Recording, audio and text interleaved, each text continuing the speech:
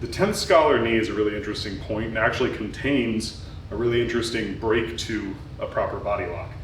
So if Ethan gathers around my body, this is obviously a problem. He can take head position and drive me over while hauling. My posture is broken. I'm in trouble. My initial action needs to be to stabilize this position. I've got some arms under mine that I can do that with. So as he takes the body lock, I gather up the arms. Here in front of his hips, here behind his hips. Any way you look at it, I need to get heavy on those. I'm gonna send my right leg back, and I'm gonna knee him in the groin as hard as I can. The reason we're doing this is to break his strength. His strength is that body lock. I need him to not be able to do anything with it. A good solid knee to the groin is probably gonna be pretty effective.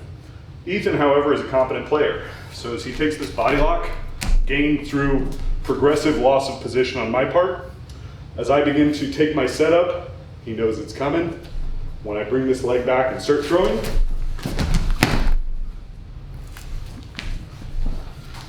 he switches his right hand from the body lock grip, pulls his hips, gathers that knee, and that's one side of the takedown where he, which one? That was the casting? Yeah.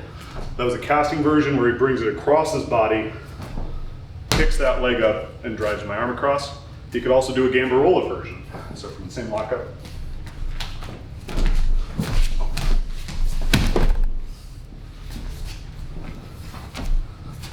The initial example was an evolution of second scholar, where he cuts across. The second version, he maintained the grip, stayed inside of my leg, and did a gambarola to bring me down the other way. Generally, we're not going to knee our friends in the groin during, friendly or ludic play. So, how can we use this? We're going to use this rather than locking up here.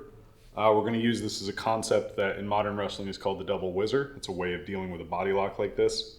I'm going to first sink my hips back and put weight on top of my partner's shoulders. I extend the foot. I get my posture where I've got some brace under me, otherwise he'll be able to run me through. Now I'm going to take this and reference my thumb right on this tendon here. And I can find that by dropping down until I run into the bone. I can find that by pulling up until I drop into that socket. There's almost like a click moment. And you can see Ethan's beginning to shake a little bit from simply having to carry my weight. I'm going to do the same thing on the other side, but we're going to stay here.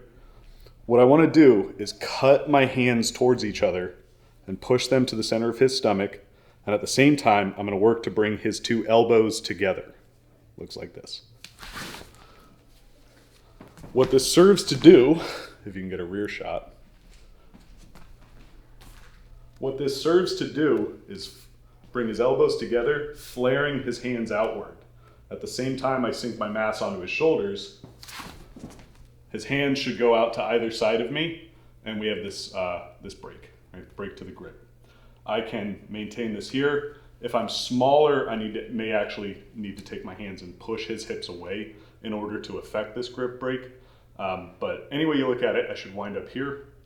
And then we can do things like move into the bundle from the stretto plays or any of the other binds and things that we know when we explore the dagger or the stretto play of the sword.